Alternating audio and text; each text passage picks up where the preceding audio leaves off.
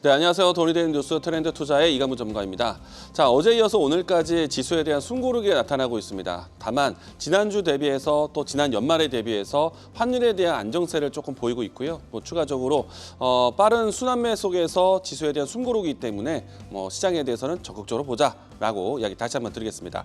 자, 오늘 장에서 지켜보셔야 되는 뉴스 살펴보도록 하겠는데요.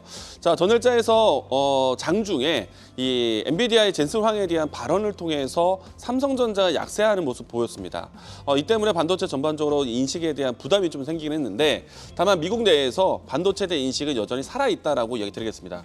자, 트럼프 대통령이 미국의 이 데이터 센터 건립을 위해서 외자 투자 유치를 준비를 합니다. 중동에 대한 자금이 유입될 것으로 보고 있는데, 이처럼 트럼프 정부 내에서도요, 반도체에 대한 현지 투자에 대한 부분들을 높이고 있다는 점, 특히나 이제 기술 패권 전쟁에서 반도체는 중요한 영역이다라는 것 이야기 드리도록 하겠고요. 이 때문에 반도체 영역 오늘 장에서도 크게 투심에 대한 부분들이 훼손되지는 않을 것이다 라고 이야기 드리겠습니다. 자, 두 번째는요, 현대차가 미국 시장에서 시장에 대한 점유율이 상당히 좋은데 아마존을 통해서 미국 판매에 대한 부분들이 좀 본격화되고 있습니다.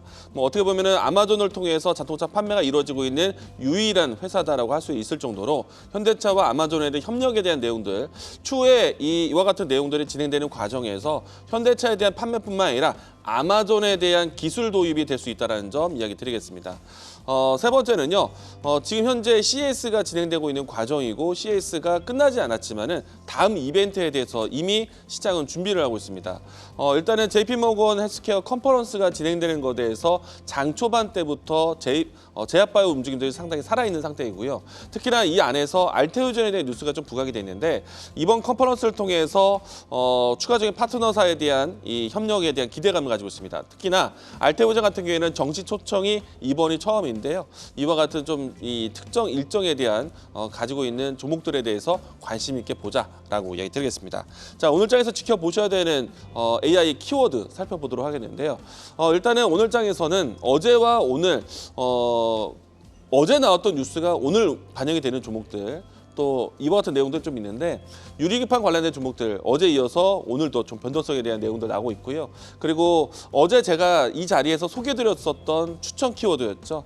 냉각 시스템, 공조 시스템에 대한 내용들, 오늘 장 초반에 KN솔부터 해서 GST 이와 같은 종목군들이 주목받으면서 급등세를 보였고요.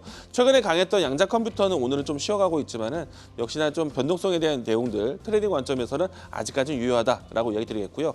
엠폭스라든지 진단키트라는 키워드, 코로나19 키워드, 지금 감염병에 대한 재확산에 대한 내용들 때문에 제약바이오 섹터 내에서도 키워드가 있다라는 거 이야기 드리겠습니다. 자, 오늘 장에서 지켜보셔야 되는 준비된 키워드는요, JP모건 헬스케어 컨퍼런스에 대해서 이야기드리겠습니다.